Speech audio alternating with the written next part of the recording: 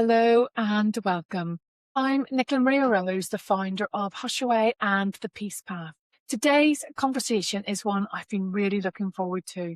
If you're a parent, especially if you're parenting a child who's neurodivergent, sensory sensitive or anxious, or even has problems with sleep, this one is for you. I'm joined again by Mark Tew, one of my favourite experts. And today we're talking specifically about solfeggio frequencies and what they mean for your child's nervous system. Now, you might have seen solfeggio frequencies mentioned online, or you've heard about 528 hertz or 432 hertz, and you've probably wondered, what is this? Is this real? Does it actually do anything? And that's exactly what we're going to unpack today. It's not hype, it's not mysticism, it's not woo-woo, the actual research and how you can use it at home. So Mark, welcome back. Thank you for having me back. Mark, we're just going to dive straight in because I've got something really interesting to share with you. A parent messaged me recently. Her child lies awake for about 90 minutes every night, exhausted, but just can't get to sleep. And she's tried everything, the warm milk, screens off before bedtime, reading, even warm bath. What would you say to her about what might actually be happening? Straight off the bat, I'd like to say this is not your fault and it's not your child's fault either. What you're describing here is not a behavioral problem. It's a nervous system that hasn't received the signal to say, hey, I'm safe to sleep.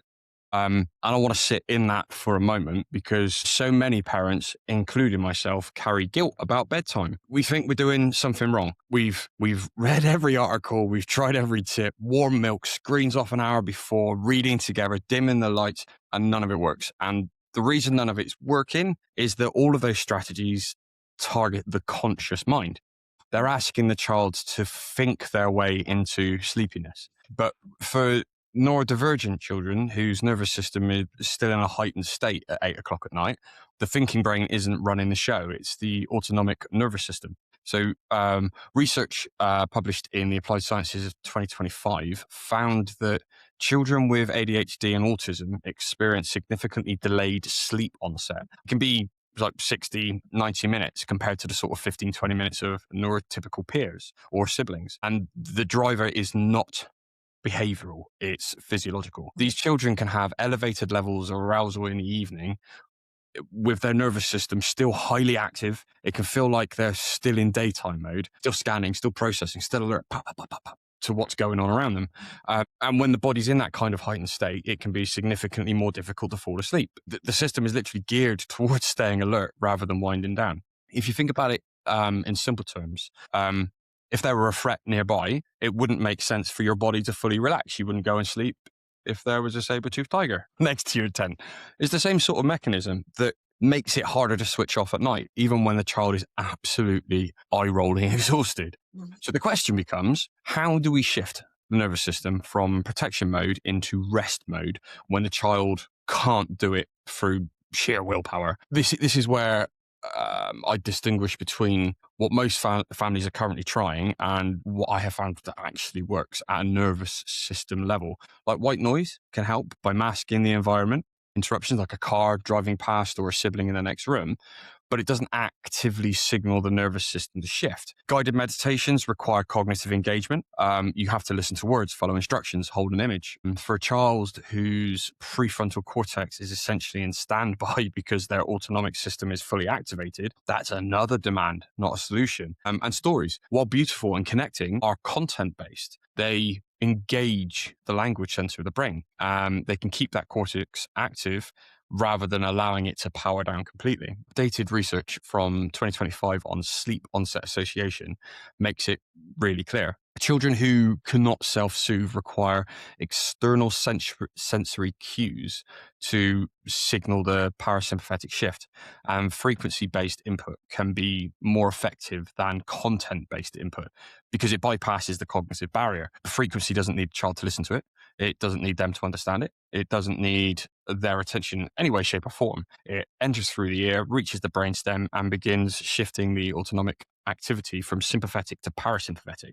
Vagus nerve activates, cortisol starts to drop, heart rate begins to slow, and the body, not the mind, begins to say, hey, I'm ready to go to sleep now. What that actually looks like in practice, because I think this is where it becomes real for parents. Right now, that parent is probably spending like 90 minutes in a cycle of lying down with the child, get up, coming back, trying different things, feeling increasingly frustrated while trying not to show it, but the pent up is there. But the child is picking up on that as well. And that elevates their own stress response even further and becomes a feedback loop. And the harder everyone tries, the worse it seems to get. Now, with the frequency-based approach, that routine can look completely different. Like 20 minutes before the target sleep time, the child puts on headphones or has a speaker nearby, and the solfeggio frequency soundscape begins. No instructions, no story to follow, just steady, predictable sound entering the auditory system. Now, within less than sort of 15 minutes, cortisol begins to measurably decrease, and the heart rate begins to slow down, and HRV begins to improve. The child doesn't need to try to relax. The nervous system is simply shifting already. But by the time you reach that sort of 20-minute mark, you're not battling anymore. You're not negotiating. The child's body has done all the work that their conscious mind couldn't, and sleep becomes possible, not forced. It's not sort of, they're not fighting for it, but it's a possibility now. And here's what I find moving data around on parents. A 2025 study found that a large number of parents of neurodivergent children report that sleep routines are the single most stressful daily interaction. There's a lot of families where bedtime is the hardest part of the day. And when you think about it, it's kind of obvious. Everyone's tired. Mummy and daddy got to do the washing up, they got to do the tidying up, they like a little bit of time for themselves. I really like to go to sleep, please, and I'm really tired and I want to go to bed as well. It can be a very stressful part of the day, but frequency-based intervention reduced the interactive friction by dramatically within sort of 2 to 3 weeks. We're not talking about months of therapy, we're talking about a couple of weeks, no expensive equipment, unless you got to buy a Bluetooth speaker from somewhere. 2 or 3 weeks of consistent frequency-based sound at bedtime. That's all that's needed.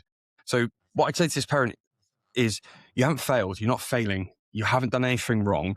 You're just using tools that talk to the wrong part of the child's brain. Their nervous system doesn't respond to reasoning. It responds to signal. And the right frequency at the right time is the most powerful signal that you could give it.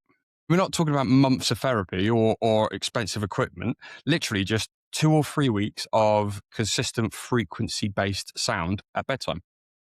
And so, Mark, let's talk about morning transitions, that kind of getting out of the door without a meltdown, because mornings can really trigger that fight or flight, particularly in divergent children. So there's ways in which we can use sound to smooth the transition. One of our Sound Sonic ambassadors told me her child has a complete shutdown every morning around 7, 7:15, just before school, and nothing she does helps. Is it a sensory issue? Is it a time management issue? Or is there something else going on? What do you think? So it sounds like what they're describing, that sort of just before school shutdown, is such a common pattern. It's one of the most common patterns I hear about from parents of neurodivergent children, and one that I directly relate to. I can almost guarantee she's tried everything logical: early wake up times, visual timetables, reward charts, getting the clothes out and laying them out nicely the night before. And none of it has reliably worked or consistently worked, because none of it addresses what's actually happening. To be fair, as an adult, I still use some of those tactics to help me get to work on time. But this is not a time management issue. It's not a discipline issue. It's not even really a motivation issue. It's a nervous system transition issue. Here's what's going on. So during sleep, the child's body is in parasympathetic mode, rest, recovery. Nervous system's all nice and it's at its quietest. Waking up requires a shift into sympathetic activation. The cortisol rises, heart rate increases, body temperature climbs. That's all normal stuff. Every human body does it. But for neurotypical children, that transition is relatively smooth. The system ramps up gradually, and by the time they're eating breakfast, they're physiologically ready to engage with the world. Whereas a neurodivergent child, for them, that transition is not smooth. There's research from a 2025 autonomic nervous system transition paper that shows that neurodivergent children experience exaggerated and sometimes chaotic activation on waking. The cortisol spike is slightly higher, heart rate increase is less predictable. The body essentially lurches from rest into a state that feels closer to fret, the readiness. And by 7:15, as the ambassador says, when the pressure of departure arrives, shoes, coat, bag, hurry up, we're going to be late. That nervous system is already in low-level fight or flight. And what we've done is, transition straight into fight or flight. The transition from sleep to wake was the trigger. Everything after that is just compounding accumulation on top. And this is why consequences don't work. You can't consequence a nervous system into regulation, although that would be amazing if we could. You can't reward it for readiness. Your child isn't choosing to shut down at 7:15. Their autonomic system is overwhelmed, and shutting down is a protective response. It's the nervous system said, I can't process any more of this. I'm done. I'm stopping. Kalmberg and colleagues published data in 2025 showing that sort of 30-ish% of neurodivergent children experience morning anxiety severe enough to impact school attendance. And a third of neurodivergent children, that pattern is consistent. It peaks to a point of transition the moment of leaving the house, because that's when the demands on the nervous system are at their highest. So what's actually helps? Priming at the source. If the child's nervous system is going to make the leap from parasympathetic into sympathetic wakefulness, we need to shape that curve, make it nice and smooth, more gradual, more predictable, rather than you're awake. And frequency-based sound is one of the most effective ways to do that. Now, I did this when I was younger and I didn't realize.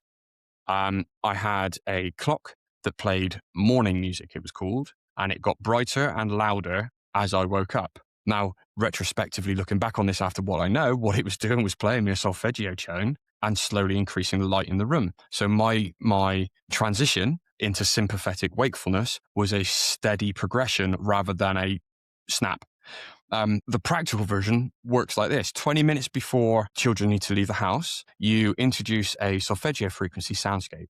Not music with lyrics. Don't be throwing on air, and that's just going to wind them up. Not a podcast, not the radio, a steady, structured frequency that the nervous system can anchor to during this transition. Child doesn't even need to be consciously listening. That's the beautiful thing about this. It can be playing in the background while they're eating breakfast or getting dressed. What matters is that the auditory system is receiving predictable, structured input during the period where the autonomic system is most volatile. The research on this is genuinely encouraging. It's fantastic. Parasympathetic priming through frequency-based sound, 20 to 30 minutes before a transition, has been shown to reduce cortisol during the actual transition by up to 35-40%.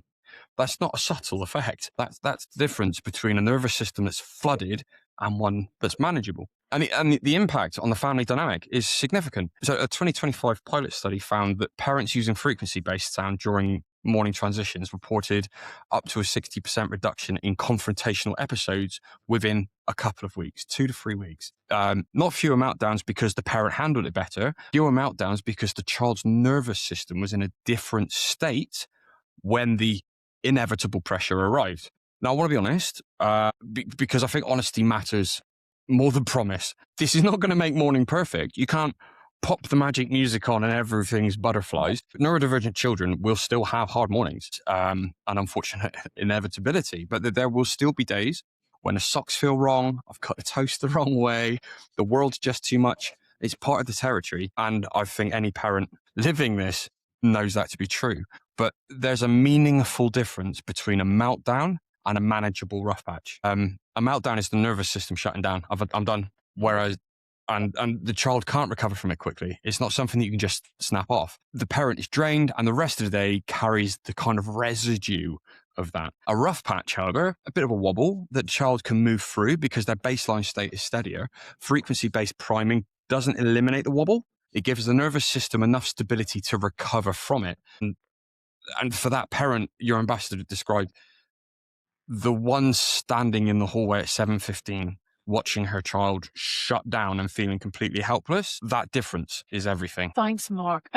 Transitions are just a really big thing for neurodivergent children. And you've talked in previous interviews about predictability of sound, but actually predictability of routines is really key as well. And that transition then after school and that decompression, like what some children just fall apart when they get home. School is a sensory pressure cooker for some children, and home is, I guess, then where their system crashes. So a mum told me that her child is fine all day at school, but the moment they walk in the door at 3:30, it's tears, rage, or shutdown. So why is that happening? And what can she actually do in that state? So this one hits close to home for me because I remember this pattern from my own childhood.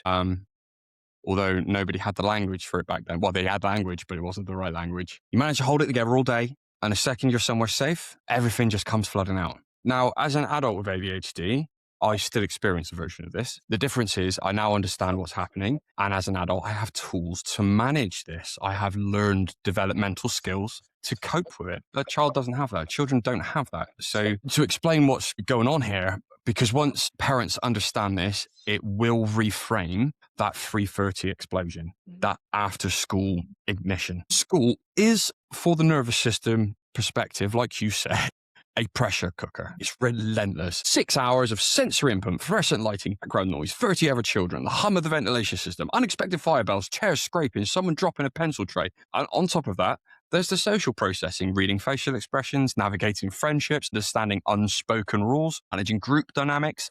And then there's cognitive load. Now I want you to follow instructions, switch between subjects. Remember what we were doing last session? For a neurotypical child, that's tiring. For an adult, that's tiring. That's a lot going on.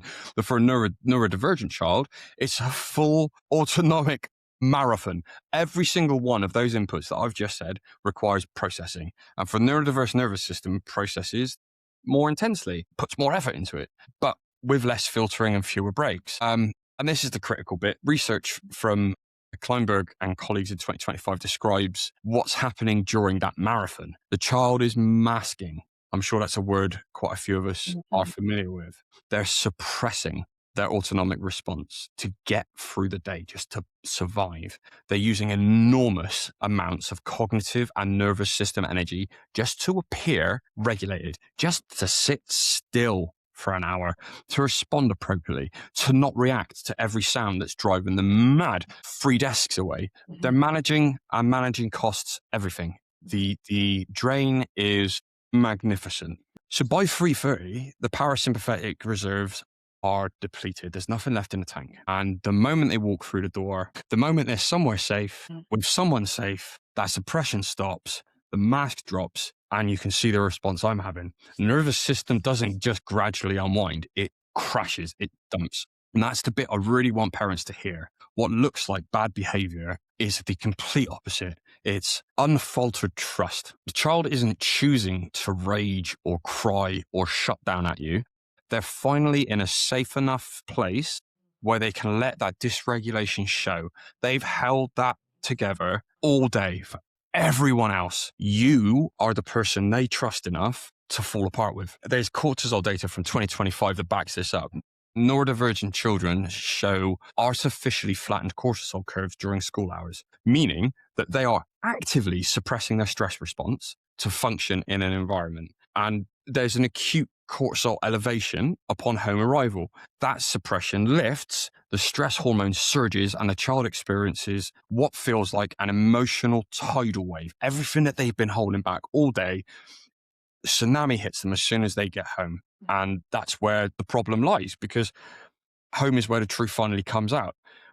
So what can parents actually do? Because understanding the science is one thing, but she's standing in the hallway at 3:35 with a child in tears, dinner to make, homework to navigate. The most effective thing to create a decompressive window, if you like, is 20 to 30 minutes immediately after the child arrives home, before any demands are placed on them. No, how was your day? Get on with your homework. What do you want for tea? No, none of the demands, just space and sound. Frequency-based sound during this window is particularly powerful because of where the nervous system is at that moment. It's an acute in and acute sympathetic overdrive. Cortisol's elevated, parasympathetic reserves are depleted. A Cerveggio frequency soundscape gives the autonomic system exactly what it needs: a predictable, structured, non-demanding signal that activates the vagus nerve and begins the parasympathetic recovery. The child doesn't have to do anything. They don't have to talk about their day. They don't have to engage. They just need to be in the presence of sound, and their nervous system can use that as a bridge back to safe and steady. Research shows that the frequency-based parasympathetic input during this specific window prevents that sharp dysregulation spike. The cortisol will still rise on arrival. That is absolutely unpreventable. but the inevitable after a full day, it's inevitable after a full day of suppression. But instead of spiking into a meltdown, it rises and then begins to come back down. The crash becomes a curve. So rather than being a spike, similar to the morning curve, we want to cool things off rather than letting it become a spike. And the family impact is significant. There's a survey in 2025 that found about 64% of parents reported after school meltdowns as the most damaging family interaction point, damaging more than bedtime, more than mornings, because it sets the tone for the entire evening. Dinner becomes a battle, home becomes impossible. Bedtime carries the residue of everything that's happened since they got home from school. But structured decompression using frequency-based sound reduces incident severity. The incident's going to happen, but it's not going to be as severe. And the duration reduces the duration by sort of 70-75% within 2 to 3 weeks. That's 3 weeks of consistent practice. That's all. So what I would like to say to that mum is, your child's not broken. There's not anything going on at school that is underlying. They've worked incredibly hard to stay regulated all day in an environment that asks way more than their nervous system than most adults could handle. They need help to come back down.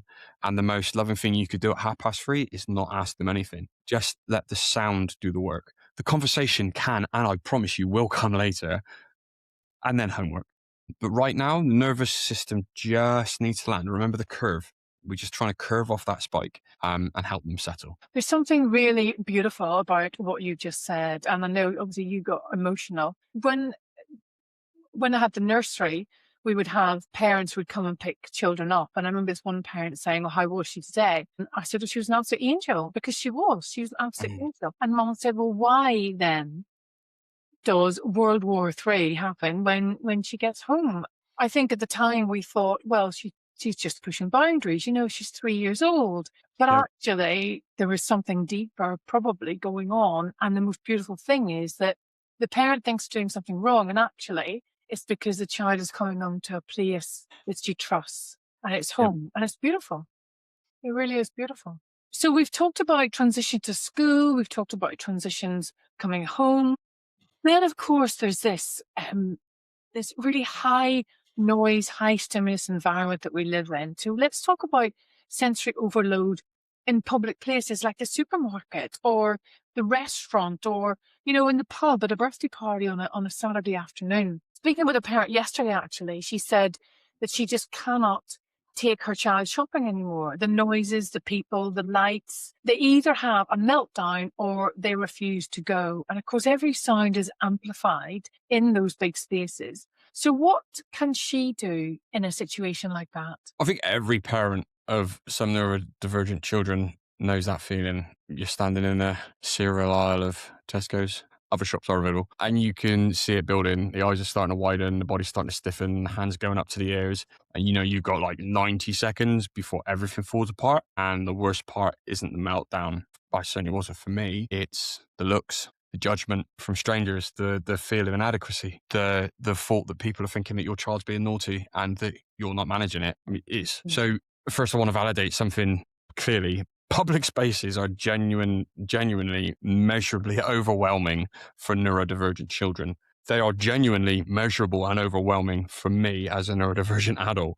It's not a character flaw. It's not an attention-seeking issue. This is not poor parenting on anyone's part. This is a nervous system responding exactly how it's designed to respond when it's flooded with unpredictable sensory input. When you think about a supermarket, we'll use that as the example. Like, from an auditory perspective, you've got the hum from a refrigeration units, you've got tannoy announcements, you've got the wobbly trolley wheel going digga digga digga digga digga. You've got beeping at checkouts, background music, all of it arriving without any warning whatsoever. And then it changes tempo and volume, conversations from every direction that get louder and quieter as you pass an aisle, different distances. For a child whose auditory system is already hypersensitive, and we know from research that this applies to the majority of neurodivergent children, every single one of those inputs is being processed at full intensity. There's no automatic filter saying, "Oh, don't worry about the trolley. Ignore the beeping. Just focus on mum's voice. Just focus on dad's voice."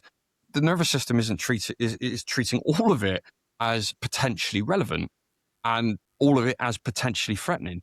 In the 2025 applied science study, they measured exactly what happens physiologically. Children aged 6 to 12 in high stimulation public environments like shops, restaurants, social events showed autonomic overwhelm markers within 10 to 15 minutes. Cortisol, reduced heart rate variability, the nervous system tipping in from coping to crisis in the time it takes you to walk from the entrance to get some milk. So what can we do? What can parents actually do? Because let's face it, you can't soundproof Tesco's. It ain't happening. You can't remove the fluorescent lights or stop the announcements. But what we can do is give our children's nervous systems a boundary. And this is where sort of portable frequency-based sound becomes genuinely transformative. Here's the mechanism. So when a child's auditory system is receiving predictable frequency through like headphones or earbuds, thalamus, the brain's sort of sensory filter, has something structured to anchor to. It's receiving a signal that it recognizes as safe, consistent, and patterned. And when that anchor is present, something measurable happens. The nervous system's detection system begins to downregulate. Not because the unpredictable sounds have gone away. They haven't. You can't take them away. It's the real world. But because the brain is prioritizing the predictable input over the chaotic input. Research from 2025 on auditory filtering describes this as improved auditory figure, ground separation. Neurodivergent children typically struggle with this, picking out one relevant sound from a wall of background noise. Everything comes in at the same volume, the same priority, and the system just can't cope. But when a predictable frequency is present, the nervous system gets better at deprioritizing the unpredictable sounds. It's not blocking them out, it's changing the nervous system's relationship to them. The beeping and the announcements are still there, but they're no longer being processed at full attention as threats. And practically the difference is remarkable. The research shows that frequency-based sound preceding entry into a high stimulating environment reduces cortisol and improves HRV throughout the visit. Not just at the start, throughout. The nervous system boundary holds, still fluctuates, but we stay away from overstimulation and dysregulation issues. So what I would suggest is sort of 10 minutes before you arrive at the shop, like before you get out of the car or leave the house, depending how far the shop is, either put the soundscape on the car radio or put it on them headphones for them, with a frequency-based soundscape. Let your child's nervous system receive that signal of safety and predictability before the chaos begins. You're like priming the system. Just like we talked about with the mornings, by the time you walk through the door, the nervous system has an anchor. It has something to hold on to. And the resilience that child has in that environment is measurably different. The important thing here is this is not about avoiding the world. That's the old approach. But just don't take them shopping. Don't go to the restaurant. Skip that birthday party. And I understand why parents do that, because especially in extreme cases, it feels like the only option, where every outing turns into ends in distress. But avoidance shrinks a child's world, and it tells them indirectly that you can't cope with normal life. And that's really not the message we want to send. A pilot study in 2025 found that parents using portable frequency-based sound reported increased community participation, shopping, eating out, social events, from an average of sort of 1 to 2 trips per week up to 3 to 4 trips per week within a month. And child anxiety during those outings decreased by 50%. The families weren't avoiding less because they were better prepared with tools and how to use them. They were going out more because the child's nervous system was better equipped. So the message I would like to give to that parent is you don't have to stop going to the shops. You don't have to dread birthday parties. You just need to give your child's nervous system something to hold on to before the world gets loud. Like 10 minutes of the right sound can be the difference between a family that's isolated and a family that's out there and living. I think that's going to be so useful for parents today. I hear so many parents talk about they can't get involved in anything that's social, and it's easy, just as you say, it's easier just to stay at home. But actually, what we want to do is create these inclusive environments where our neurodivergent children are fully accepted and can fully be themselves. So when we talk about these kind of emotional meltdowns at home, when crying becomes inconsolable, and you'll be aware of this, some children seem to get stuck in this nervous system state and they can't get out of it. So A parent that we work with said their child gets into a state where nothing helps. They're crying, they're inconsolable. They won't even listen to them for 30, maybe 45 minutes. And she's tried talking, tried cuddles. What's actually going on neurologically, and what can she try? Well, this is probably one of the hardest moments, and I have experienced it, and I have seen it, and it's heartbreaking every single time, because you're watching your child in genuine distress. It's not a tantrum. It's not manipulation. It's not attention seeking. It's real visceral whole body distress, and nothing you can do touches it. You walk up to them, they can't take it. You hold on to them, they push you away. You're trying to distract them, it makes them worse. You're standing right next to them, and you have never felt more helpless. So let's dip into and try to explain what's happening in that moment, because I think when you understand what's happening, it changes everything about how you respond to it. So during acute emotional dysregulation, like a full meltdown, inconsolable crying, the state where the child is completely unreachable, the prefrontal cortex effectively goes offline. It goes into standby mode. The 2025 JCAP meta-analysis confirmed this through fMRI imaging. During these episodes, activity in the prefrontal cortex drops significantly, and the prefrontal cortex is where language processing happens, where reasoning happens, where the ability to understand it's going to be okay lives. So when a parent says, I've tried talking to them and it doesn't work, that's not because you're saying the wrong thing. It's because that part of the brain that processes speech is checked out for a minute. The words are entering the ear and they're not being processed the way that they are meant. The child literally cannot hear you in the way that you need them to. It's not a won't, it's a can't. And what's active during this state is the autonomic nervous system running a full threat response. The amygdala is firing, cortisol's flooding the system, heart rate's elevated, breathing is shallow and rapid. The child's body is behaving as though it's in danger because as far as the nervous system is concerned, it is. The emotional trigger, whatever started it, has been interpreted as a threat. The entire system has mobilized to protect against the threat. This is the piece that breaks my heart, because your child's stuck. They're not choosing to stay in that state. They don't want to be there. They literally can't find an exit. The nervous system has gone into threat mode and doesn't have a resource to shift itself back. It's like a car stuck in gear. The engine's revving, the system's flooded, and no amount of pressing the brake is going to make any difference because the brake mechanism isn't engaged. Stephen Porges called this the vagal brake. The vagus nerve has the capacity to shift the nervous system from threat response back to safety, to re-engage the parasympathetic system and begin the process of calming. But during acute dysregulation, particularly in neurodivergent children whose vagal tone is already lower, the brake isn't malfunctioning. The system is literally just stuck in sympathetic overdrive with no internal mechanism to pull it back. This is exactly where frequency-based sound does something that nothing else can, because it doesn't need the prefrontal cortex. This is the important thing here. It doesn't need language processing. It doesn't need the child to understand, cooperate, or even be aware that it's happening. The frequency enters through the auditory canal, travels to the brainstem, and directly activates the parasympathetic nervous system.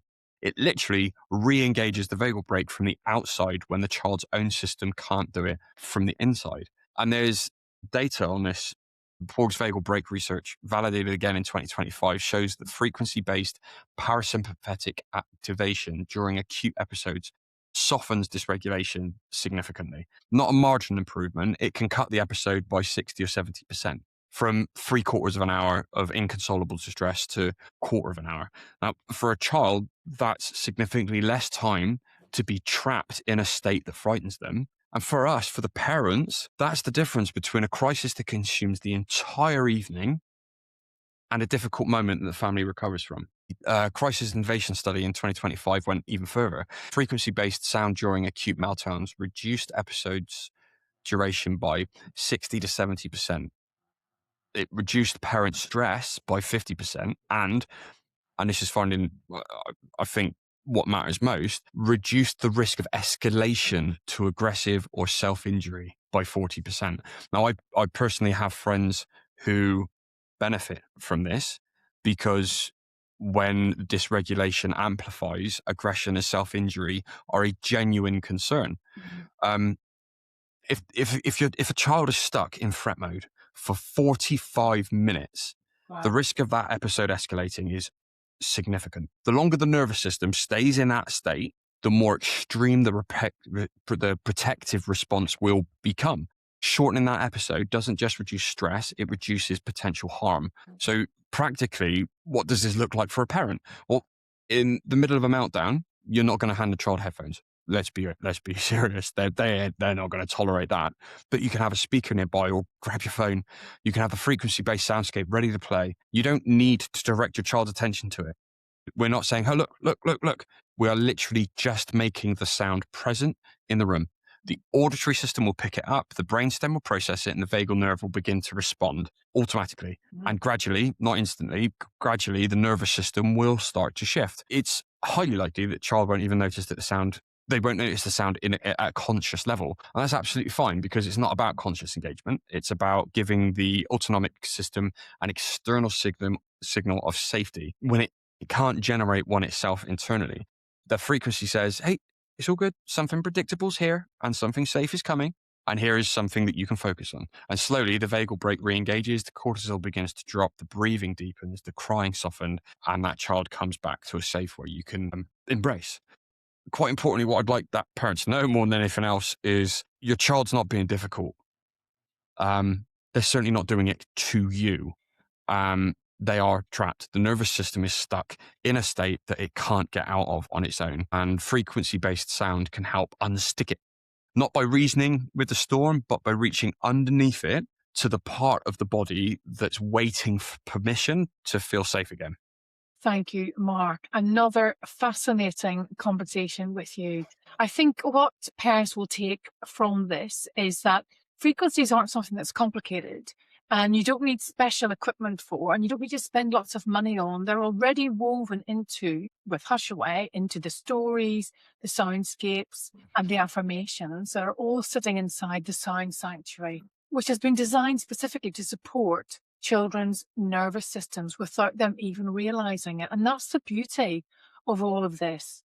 And as you said, a child doesn't need to understand what 528 hertz means. They just need to hear something that helps their body feel safe. Parents, if you're listening, and if you'd like to try HushAway tonight, then please have a look at HushAway.com. There are a number of products and samples on there that are free, they're gentle, and it's a really lovely way to see how your child responds. Thank you for being here, and thank you, Mark, for making this so accessible for families. Great to be here. Thank you.